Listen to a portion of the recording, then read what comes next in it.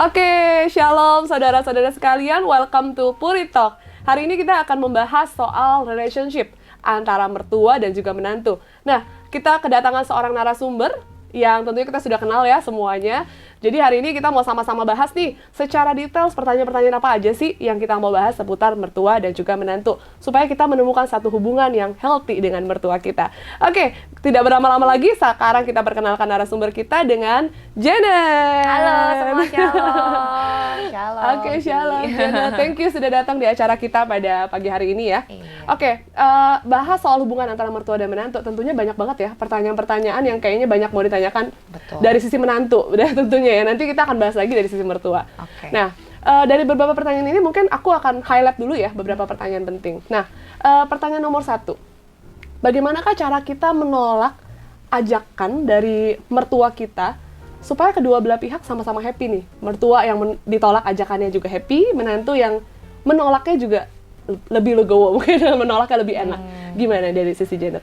Kalau menurut pengalaman aku sama mertua aku, biasanya misalnya contoh ajakannya ya, misalnya ngajak makan sama anak gitu kan, jadi sama cucunya gitu. Tapi cucunya sebenarnya lagi sakit, misalnya batuk pilek gitu. Kalau dari aku, yang pertama kita harus jujur gitu, mengkomunikasikan dengan jujur sesuai dengan keadaan. Jadi jangan pernah kita kasih alasan yang dibuat-buat, yang bohong. Walaupun orang mertua kita nggak tahu ya.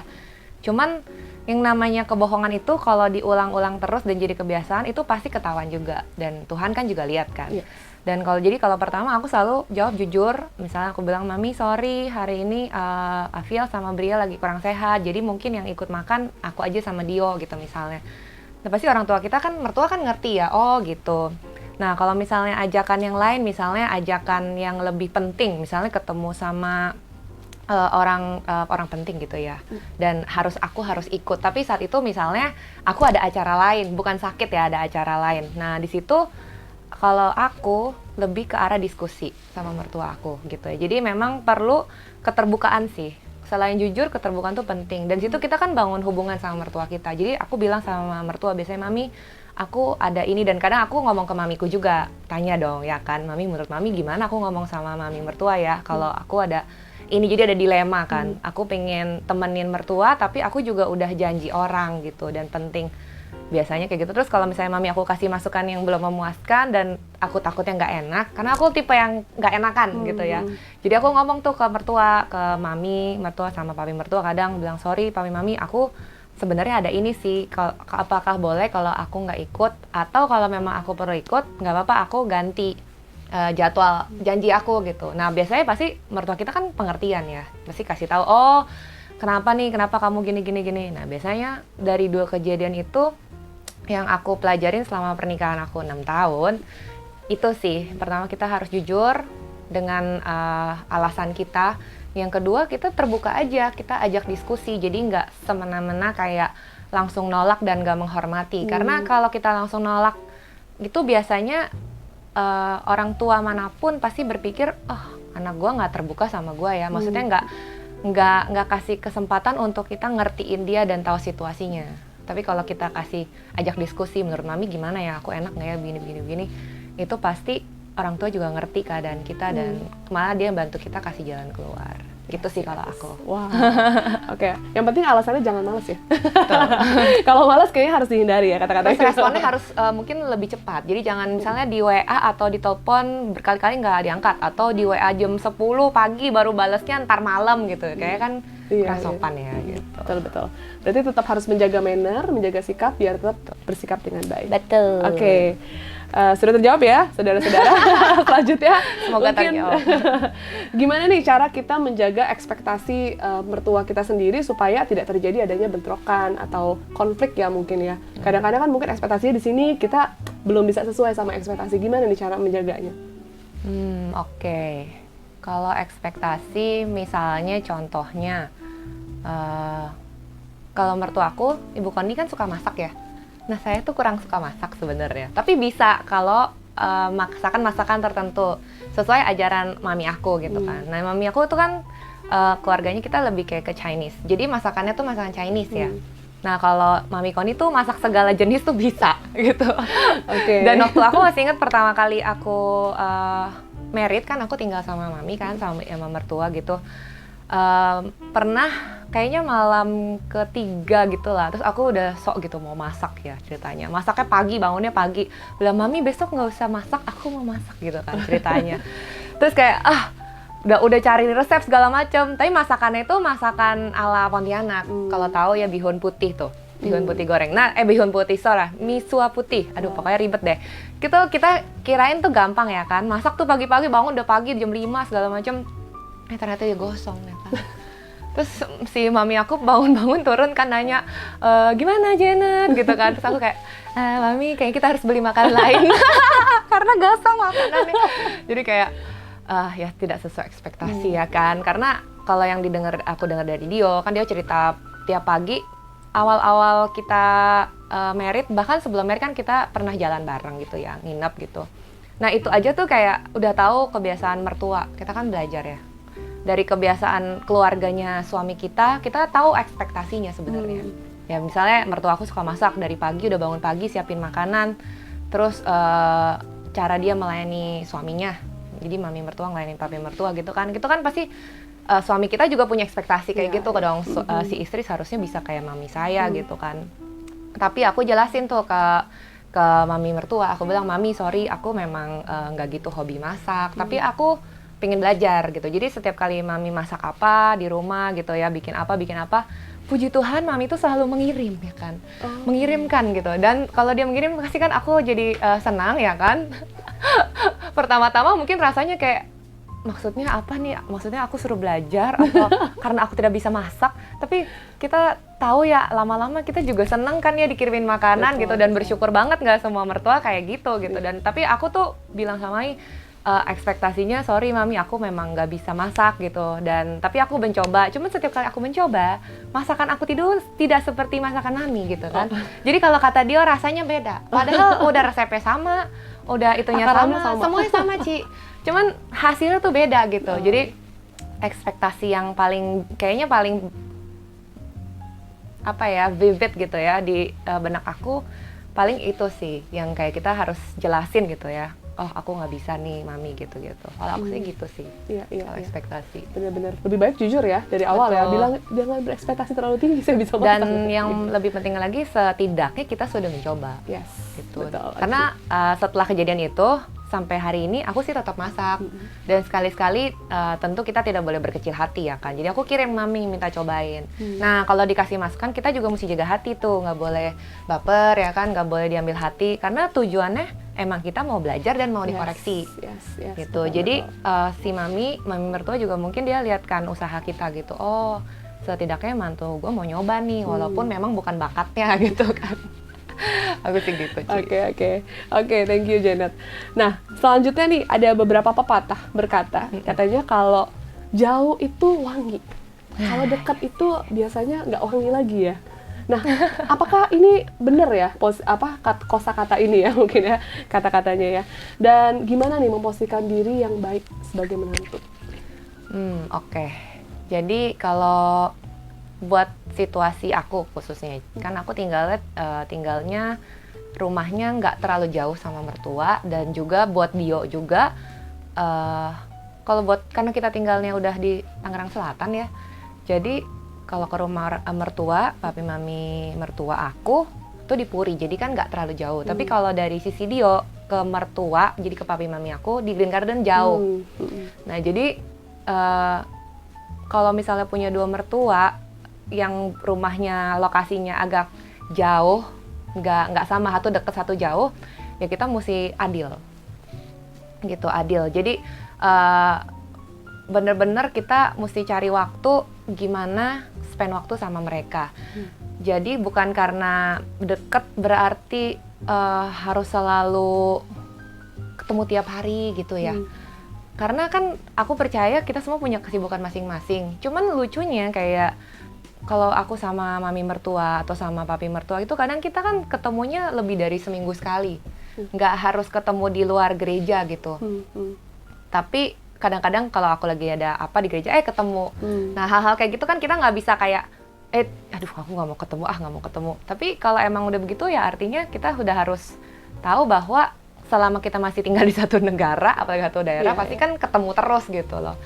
Dan itu nggak membuat hubungannya jadi kayak, kalau di sisi aku nggak membuat itu jadi kayak ngerasa risih sih.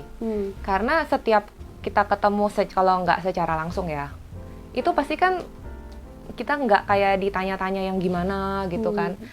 Ya selayaknya orang tua sama anak. Nah itu kadang yang perlu dibangun pemikiran kita sebagai menantu sama mertua. Kadang kita masih nganggap mertua kita itu orang lain. Tapi kalau kita nganggap mertua kita itu kayak mama kita, kayak papa kita, jadi orang sendiri gitu. Jadi kita ya santai aja, nggak usah sampai kayak aduh gue harus tegang atau gimana. Mungkin awal merit masih gitu ya. Cuman ya ini buat yang awal merit, it's okay, it's normal banget gitu ya. Kalau kita tuh mau rapi apa, it's okay. Tapi bukan soal rapihnya aja, tapi sikap hati itu. Mertua kita akan ngerasa kalau kita tuh mau belajar terbuka, atau kita tuh nyaman sama dia, kita mulai curhat sama mertua kita. Mereka pasti akan ngerasa bahwa kita tuh udah nganggep dia anak gitu, udah nganggep dia orang tua anak sendiri gitu, bukan kayak orang lain. Dan itu yang menurut aku membuat hubungan aku sama mertua aku, walaupun kita deket, walaupun kita jauh, itu nggak bikin aneh gitu, nggak bikin kayak kalau nggak pernah dicariin, nggak pernah kayak gitu sih. Nanti kayak di pertanyaan selanjutnya boleh ditanyain tuh ya. Kayak biasanya kan nanya, jadi harus ketemunya sesering apa sih, dan harus nggak ketemunya sesering apa gitu kan. Benar. Yang sehatnya bagaimana gitu ya. Oke. Seperti banyak yang kita tahu ya, hubungan menantu dan mertua ini kadang-kadang banyak yang menjadi momok juga ya. Kadang-kadang ada mertuanya mungkin yang nggak enak, atau menantunya yang merasa nggak enak. Nah, gimana sih nih kita cara membangun healthy relationship sama mertua kita? Kalau misalnya nih kita punya mertua yang special case lah, misalnya tipe mertuanya super demanding atau seperti apa. Nah, banyak juga kan suami-suami yang merasa jadi kayak penengah ya di antara harus mamanya atau sama istrinya sendiri. Nah, gimana nih cara kita nih memposisikan diri dan supaya hubungan yang kita bangun nih healthy gitu sama mertua kita? Oke, kalau dari sisi aku, yang pertama kita harus tahu dulu, sadar betul sepenuh-penuhnya bahwa kalau kita married sama seseorang gitu ya, itu artinya kita sudah menerima dia dan seluruh keluarganya, termasuk mertua kita. Jadi kita sudah harus ngerti dan menerima kalau mertua kita misalnya punya kebiasaan atau latar belakang yang berbeda dengan kita, dengan mama kita, papa kita gitu. Walaupun kadang itu membuat kita nggak nyaman. Ya seperti tadi kan misalnya demanding ya. Demanding dalam hal apa? Misalnya dalam hal finance, atau dalam hal waktu, dalam hal kasih sayang, dalam hal misalnya cerewet atau apa gitu ya. Cuman itu satu hal yang harus kita pahami bahwa yang tadi aku bilang, dia tuh orang tua kita gitu loh. Dan kalau teman-teman di sini pelayanan di gereja, menurut aku pelayanan yang paling mulia adalah melayani orang tua kita. Sebikin bete apapun orang tua kita, gimana pun keadaannya, misalnya mertua kita atau orang tua kita sakit gitu ya, itu kan juga ibaratnya buat kita membandingkan, kayaknya enak banget tuh temen gue sama mertuanya baik, atau misalnya nggak ada masalah apa-apa, mertua gue sakit-sakitan, gue harus ngurusin ini itu, aku ada pernah temen cerita kayak gitu ya.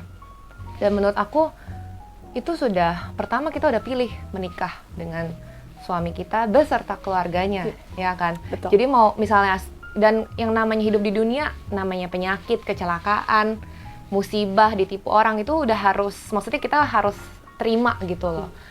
Dan makanya fondasi kita pas married dan juga kita kenal sama mertua kita harus sebelum married gitu, supaya nanti kedepannya kita ngerti kan.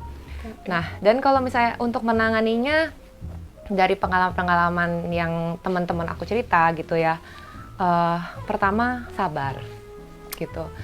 Itu kasih itu sabar gitu. Jadi kita mempraktekkan buah-buah roh itu nggak cuman terhadap orang di kantor gitu ya, atau orang yang mungkin menguntungkan kita gitu. Tapi buat orang terdekat kita justru sebenarnya Tuhan tuh paling mau kita tuh belajar sabar gitu.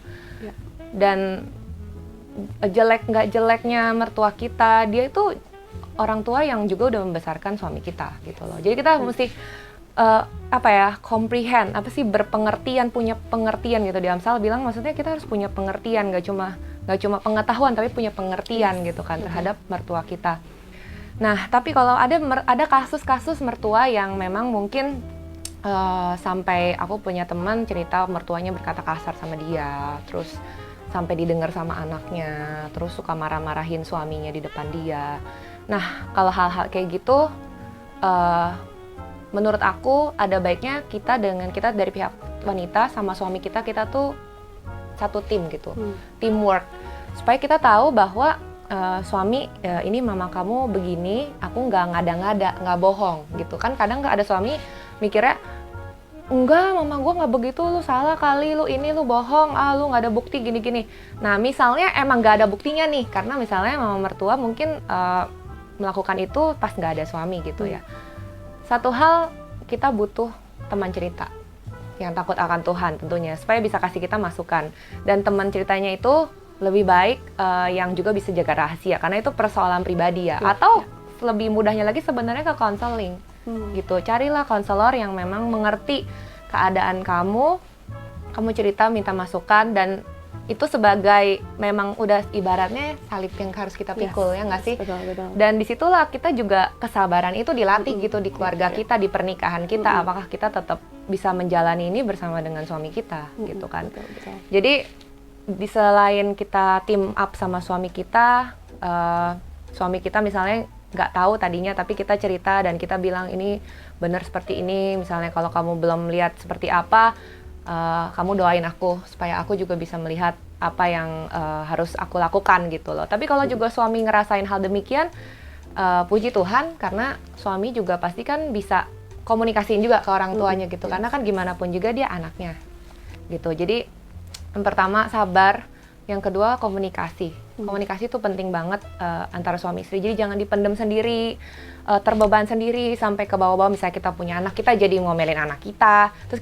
kadang kita ngomong jelek tuh, jangan kayak si oma, jangan kayak si opa tuh suka begini. Jangan suka ke rumah opa, jangan suka ke mama, itu nggak baik buat anak kita. Karena gimana pun juga ibaratnya itu orang tua kita, dan nanti dia juga akan treat kita seperti itu. Gitu. Betul. Jadi komunikasi dan kesabaran tuh penting banget sih. Ya, betul. Berarti ini saatnya kita mempraktekkan kasih ya, terutama sama mertua kita sendiri ya. Yes. Oke, nah pertanyaan selanjutnya nih Janet, bagaimana sih cara kita mengatur keuangan setelah menikah? Kita tahu nih kalau soal keuangan nih masalah sensitif ya tentunya dalam keluarga ya. Nah, bagaimana nih cara kita mengelolanya dan alokasi dananya kira-kira untuk mertua tuh yang sebenarnya yang bagaimana caranya? Oke, kalau dari pengalaman aku, jadi waktu aku pertama kali nikah, jujur aku nanya sama mertua aku, Mami, kalau Mami sama Papi keuangannya seperti apa? Karena itu akan menjadi basic gimana nanti kita mau spend untuk mereka dan untuk Mami kita gitu kan, orang tua kita. Di situ mertua cerita, oh kalau Papi sama Mami kayak gini, Mami yang lebih banyak ngatur, menjaga, mengelola, papi juga ada segala macam. Jadi aku kayak gitu, terus aku nanya orang tua aku juga, Mami sama Papi gimana? Nah, ternyata kalau buat kasus aku secara garis besar itu mirip orang tua aku dan orang tua Dio gitu. Jadi gampang buat aku untuk ngerti, oh berarti nilai uang itu di mata mereka tuh seperti apa. Karena kan beda gitu kan. Kalau dalam kasus aku beda untuk papi mami aku sama papi mami Dio, tapi cara mengelolanya mirip. Nah, jadi kalau misalnya dari aku sama Dio, kita dari awal married sampai hari ini kita selalu spend uang, bisa dalam bentuk makanan, misalnya ngajak makan, berarti quality time ya. Bisa dalam bentuk makanan, bisa dalam bentuk hadiah. Nah, tergantung tipe orang tuanya teman-teman juga. Kadang-kadang ada mertua yang lebih suka dikasih hadiah dibanding dikasih uang. Ada juga yang suka ditemenin, maunya ketemu, lu nggak usah kirim-kirim apa, tapi ketemu gitu, ketemu untuk ngobrol, untuk spend waktu nginep bareng, ngajak cucu gitu ya. Kita juga pernah dengar ya bahwa kalau yang namanya kita sayang sama orang itu harus dinilai sebenarnya yang paling deep itu dari uang, ya kan? Itulah dari mana kita tuh yang memberi yang sesungguhnya lah katanya. Nah, kalau misalnya aku sama Dio, biasanya kita yang pasti aku udah alokasiin uang untuk parents aku dan parentsnya Dio selama 1 tahun itu kira-kira aja. Karena aku bukan tipe yang detail, aku bukan orang keuangan, aku orang seni ya kan. Dio juga bukan orang yang detail. Jadi kita berdua kira-kira aja. Dan misalnya kita ada berkat lebih, misalnya misalnya dari aku kerja atau dari Dio kerja ada berkat yang lebih, kita pasti langsung bagi untuk orang tua kita. Karena kita tahu gimana pun kita sampai saat ini pasti ada dari orang tua. Jadi kita nggak mau keep sendiri. Itu kalau ada berkat tiba-tiba gitu, misalnya lebih dikasih apa gimana. Tapi kalau misalnya dari hasil kerja kita udah sisihin, setidaknya seminggu sekali itu pasti kita ajak mereka makan dari situ. Karena kita tahu kebetulan orang tua Dio dan orang tua aku juga termasuk yang berada ya, maksudnya mereka nggak minta dinafkahi. Mungkin ada beberapa keluarga kan ada yang minta gitu kan, atau memang udah anaknya sendiri yang memang sudah terbiasa untuk memberi gitu kan dari sebelum. Jadi tulang punggung keluarga lah. Nah, tapi kebetulan kalau mertua aku enggak, papi mami aku juga enggak. Jadi kita tahu kadang-kadang uang itu bukan segalanya gitu. Jadi kadang-kadang kita ajak makan atau kita nginep, kita datang gitu kan, kita ngobrol sampai malam-malam gitu, terus atau kita barbekyuan. Jadi nggak harus selalu dinilai dari uang gitu. Tapi kalau misalnya memang kita punya mertua atau misalnya orang tua misalnya lagi tiba-tiba sakit kayak tadi, terus butuh, itu kita nggak boleh tutup mata gitu loh. Aku masih ingat kesaksian papi aku sendiri. Waktu itu papi aku tuh kayak baru kerja kalau nggak salah, mau nikah sama mami aku. Papi aku keluarga sederhana, mami aku lumayan ada lah gitu. Nah, tapi udah nabung segala macem, kerja banding tulang buat nikah, buat uang pernikahan mereka. Tiba-tiba akong aku, jadi opa aku dari papi ya, ditusuk orang. Jadi langsung kecelakaan gitulah. Nah, dan waktu itu akong aku sama ama aku hanyalah seorang guru. Jadi ya tahu sendiri kalau guru ya, jadi kan gajinya nggak besar dan anaknya ada 6 bersaudara. Jadi butuh uang untuk operasi, kalau nggak bisa meninggal. Nah, saat itu juga papi aku nggak mikir banyak, langsung semua uang pernikahan dikasih ke orang tua. Nah, di situ aku langsung kayak punya contoh bahwa, dan aku ngeliat hidup papi aku sekarang diberkatin gitu. Jadi karena papi aku ngomong begitu, dan aku juga ngerti maksud papi aku bukan berarti kayak minta-minta sama kita. Cuman kita tuh mencontoh, meneladani ya, berarti kalau kita sayang sama orang tua, itu nggak mungkin Tuhan tuh tutup mata terhadap berkat kita gitu. Amen. Jadi menurut aku sangat-sangat nggak adil kalau misalnya kita ngasih ke orang tua kita, terus Tuhan jadiin kita kayak miskin gitu. Atau berkekurangan, itu kayak nggak pernah ada kejadian gitu. Selalu setiap kali kita generous, nggak sama orang tua aja deh, sama orang itu Tuhan berkatin kita dengan caranya sendiri gitu. Itu sih, pokoknya ngasih orang makan, ngasih orang berkat tuh pasti Tuhan kembaliin, apalagi orang tua kita sendiri. Amin, amin. Setuju banget nih sama Janet nih. Berarti nggak bicara soal nominalnya berapa, yang penting hati kita ya, bagaimana kita memberi untuk orang tua kita. Yes. Saya setuju banget bahwa dimana ketika kita belajar memberi untuk orang tua kita, Tuhan nggak pernah tinggal diam untuk diri kita sendiri. Jadi untuk keluarga-keluarga baru di sana, ini satu pujangan yang sangat penting untuk diingat. Nah, ada dua pertanyaan terakhir ya kalau gitu ya. Mungkin nanti saudara-saudara bisa dengar dan itu menjadi patokan nanti ke depannya mungkin ya. Siap. Nah, kalau misalnya tadi kita bicara soal keuangan nih, kalau misalnya kita belum mampu membeli rumah sendiri gitu, lebih baik apakah kita ngontrak aja di luar, ngekos di luar, atau nggak apa-apa nih tinggal sama mertua? Oke, kalau dari sisi aku, dan mungkin nanti aku ada cerita beberapa pengalaman teman. Kalau di firman Tuhan kan dibilangnya waktu kamu menikah, kamu meninggalkan ibumu dan bersatu dengan istrimu untuk suaminya ya. Jadi maksudnya itu adalah yang aku tangkap, suami ini harus bertanggung jawab terhadap keluarga barunya dengan apapun keadaan keuangan dia. Tapi kalau dimasukin ke zaman sekarang, zaman now gitu ya, nggak ada salahnya juga sih sebenarnya kalau kita tinggal sama mertua, tapi tergantung dari komunikasi suami istrinya ini. Kalau dari sisi aku, kayak pengalaman aku juga tinggal sama mertua beberapa bulan, karena waktu itu memang kita belum punya tempat tinggal yang mungkin nyaman untuk sama-sama gitu loh, untuk aku dan Dio. Dan akhirnya mertua aku waktu itu lagi renovasi rumah yang di Puri kan, jadi akhirnya dikasih rumah yang sebelumnya untuk kita tinggal, kita pakai untuk beberapa tahun ke depan gitu. Dan akhirnya ini baru tahun ke-6 juga kita pindah rumah gitu ya, jarang-jarang kan cerita terbuka gini saudara ya. Jadi aku baru nikah 6 tahun, baru tahun ke-6 ini ibaratnya ada rumah gitulah sendiri yang tentu saja orang tua kita bantu, tapi kita juga nabung gitu selama 5 tahun pernikahan ini gitu. Sebelumnya kita memang tinggal di rumah yang mertua kita kasih gitu. Tapi di situ yang aku tangkep adalah bukan soal harus sendiri kah atau harus ini, karena kan kadang banyak teman-teman aku cerita kalau kita tinggal sama mertua yang tadi ya, kayak kalau deket tuh jadi bau gitu ya, jadi tahu jelek-jeleknya, terus kayak jadi ribet segala macem. Terus kayak ada sebutan juga dari teman-teman aku, ya jadi ada dua queen di rumah, ya kan, ada 2 ratu di rumah, ribet gitu. Terus ada juga tipe suami yang misalnya dia juga masih anak mami gitu kayaknya ya, kayak maksudnya sayang sama maminya, dan itu nggak salah, sama sekali nggak salah sih. Emang harus sayang orang tua. Cuman kalau di firman Tuhan lagi dibilang ada apa-apa harus prioritasnya istri katanya kan gitu ya. Tapi bahkan aku aja suka bilang sama Dio, kalau misalnya mami mau ke dokter kemana harus ditemenin. Kalau aku nggak bisa berarti kan harus dia gitu loh. Jadi kadang-kadang nggak harus berarti keluar dari rumah maksa kalau emang kita nyaman tinggal sama mertua kita gitu loh. Karena di sisi aku nyaman tinggal sama mertua aku, karena mertua aku mirip sama mami papi aku, tipenya sama gitu. Jadi kita paling ya ada kebiasaan-kebiasaan yang beda sama kita. Contohnya mertua kan bangun pagi, kita kan ya anak milenial ya kan, nggak bangun pagi kan ya. Tapi kan kita jadi harus bangun pagi gitu kan untuk memberikan citra yang baik ya di awal-awal ya. Tapi lama-lama setelah udah berapa minggu, kayak sampai aku inget mami mertua bilang, si Mami Koni bilang, Janet gak usah bangun pagi-pagi, gak apa-apa. Kayak dia tahu gitu lah, aku tak sanggup bangun pagi setiap hari gitu kan. Terus aku bilang, iya Mami. Akhirnya udah, kita jadi diri sendiri gitu kan. Tapi ada memang orang mertua-mertua yang, ya contohnya seperti tadi, demanding.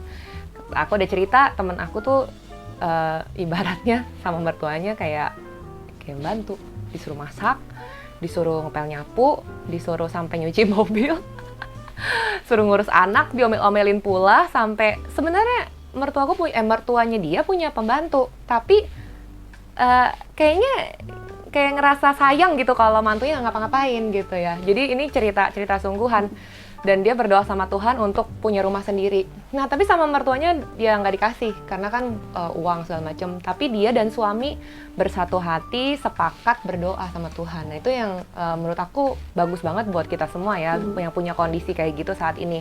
Kalian yang pengen punya rumah sendiri, tapi belum punya sekarang lagi tinggal sama mertua, dan tinggal sama mertuanya bukan yang enak gitu. Yang nggak enak punya, yang setiap hari nangis. Nah, itu teman aku ada yang ngalamin. Nah, dia berdoa setiap hari, dan puji Tuhannya suaminya dukung, karena suaminya juga lihat kejadian-kejadian yang nggak mengenakan itu gitu. Sampai mbaknya aja, pembantunya juga ngomong, kok begitu ya Non, gini-gini, sampai mau keluar kerja dari situ. Tapi dia cerita dia tetap pegang firman Tuhan. Jadi dalam waktu merit 4 tahun apa 5 tahun, akhirnya sekarang dia punya rumah sendiri. Dan itu maksudnya udah teruji gitu loh. Dan hubungan dia sama mertua dia jadi baik malah, karena mertuanya walaupun pastilah setiap orang tua tuh kalau melakukan sesuatu kan pasti ada sesuatu di baliknya. Mungkin dia waktu kecil pernah digituin juga, atau sama mertuanya sendiri, si mertua kita sama mertuanya yang dulu digituin. Jadi dia gituin mantunya yang sekarang. Jadi kan tuh harus pengertian gitu. Tapi dengan kasih, kayak tadi kita praktekin kasih ya, dengan kasih, kesabaran, pengertian, kelemah lembutan, penguasaan diri si teman aku ini yang membuat mertuanya itu dari nggak ngizinin keluar, dan dia bisa nggak ngizinin sampai akhirnya support gitu, ya boleh gitu, udah punya rumah sendiri. Jadi ya menurut aku tergantung situasi dan kondisi teman-teman juga. Apapun yang ibaratnya dilemparkan ke dalam hidup kita, yang diminta sama Tuhan selalu respon kita. Dan percuma kalau kita di dunia kerja, di luar itu kita bisa ngerespon benar, tapi kalau di rumah sama keluarga sendiri, mertua itu kan keluarga ya, kita nggak bisa ngerespon benar, itu kayaknya di luar itu pakai topeng gitu. Justru yang terbaik kita harus ibaratnya menang. Dan temen aku yang tadi itu ngalamin itu tuh bertahun-tahun. Jadi kadang mungkin Tuhan nggak jawab doa kita tahun gitu ya, atau berapa hari, berapa minggu, bisa bertahun-tahun, tapi itu membentuk si teman aku ini jadi istri yang kuat. Dia mana tahu nanti ke depannya seperti apa, dan sekarang mertuanya sama dia baik-baik aja. Gitu sih, Ci. Wah, luar biasa ya. Nah, mungkin case-nya berarti beda-beda ya. Kita harus balik ke tergantung. case masing-masing ya dari saudara-saudara sekalian. Pertanyaan terakhir nih Janet.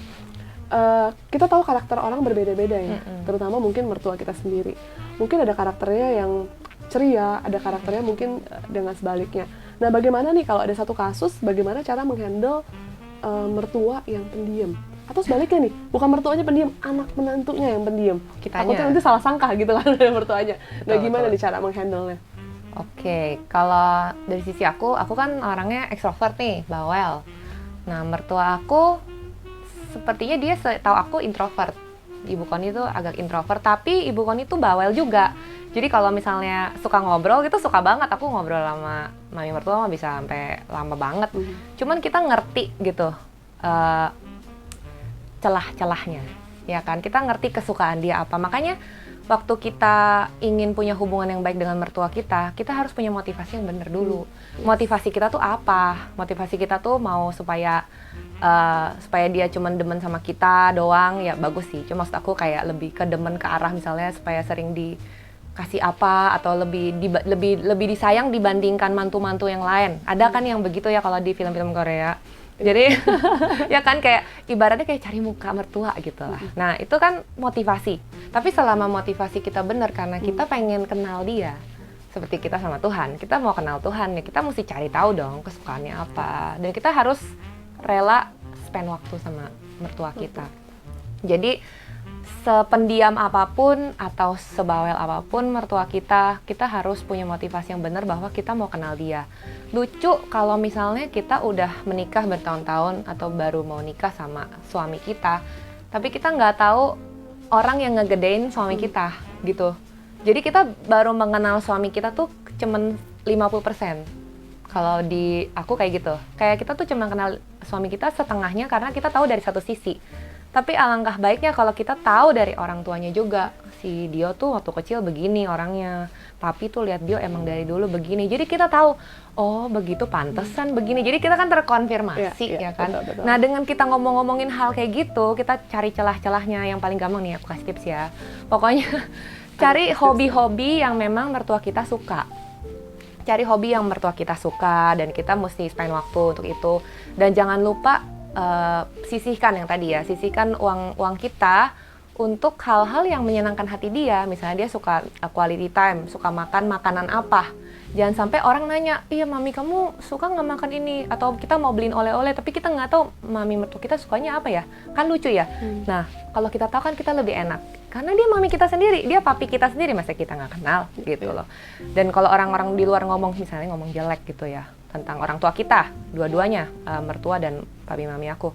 Kita tahu kebenarannya apa, karena kita sering ngobrol, sering spend waktu, kita tahu, pasti kan orang tua kita tuh suka ya, kayak cerita-cerita gitu loh, Ci. Dulu tuh masih muda tuh gimana, apa pengalaman, ada yang bagus, ada yang jelek.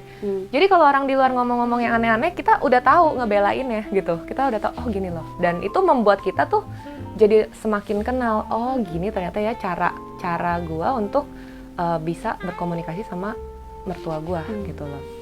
Dan semakin kita bisa di luar juga menceritakan mertua kita, semakin kita juga ada bahan lagi untuk lanjut ke mertua kita. Iya papi, mami tadi ada yang nanya-nanya, kan jadi ada bahan tuh. Kalau aku sih gitu, iya tadi nanya terus aku cerita aja gini, oh gitu ya.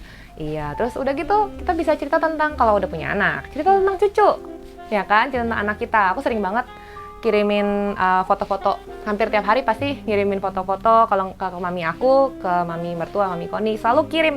Ada video apalah kirim. Jadi mertua tuh juga misalnya nih ya, dia tipe yang pendiam, dia bisa respon, nggak mungkin nggak respon kan kalau cucu. Kalau sama kita kan mungkin kalau dia lagi capek atau kayak lagi apa, temen aku juga bilang gitu, jarang mertua gue mah diajak pergi nggak pernah mau. Banyak alasan, sibuk memang, misalnya benar-benar sibuk, bukan alasan deh, benar-benar sibuk. Nah kalau kayak gitu teman aku pinter juga, teman aku bilang ya gue datengin aja ke rumahnya, ya kan. Jadi kan, nah tapi untuk tahu jadwal mertua kita segala macam, sekali lagi butuh komunikasi. Betul.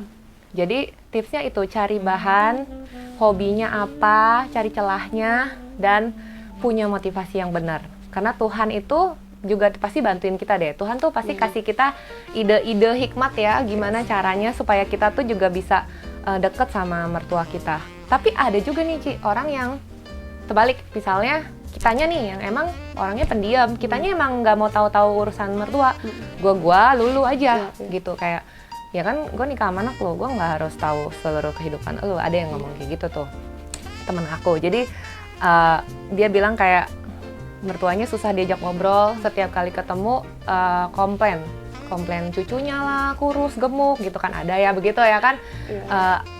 Dan padahal di hati mertuanya mungkin emang cara dia berkomunikasi sama mantunya itu begitu.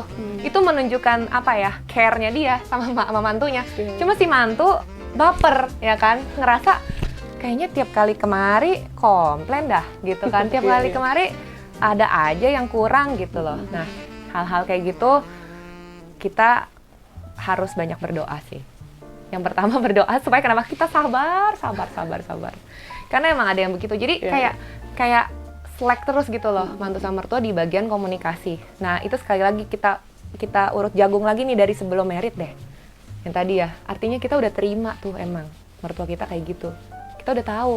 Jadi apapun yang ke depan, mau mertua kita kadang misalnya emosinya naik turun gitu, kadang cuekin kita, atau mertua kita kadang tiba-tiba bisa happy banget, atau mertua kita misalnya nggak bisa dihubungin, sibuk banget, businesswoman banget gitu ya. Atau nggak pernah mau dititipin cucu, ada mertua yang kayak gitu kan, nggak pernah mau dititipin cucu, itu harus terima. Karena memang sih dari awal tanggung jawab pernikahan kita ya emang kita berdua, suami dan istri. Mertua itu, waktu itu ada yang pernah bilang gini, kalau untuk mengambil keputusan, apakah harus diturutin?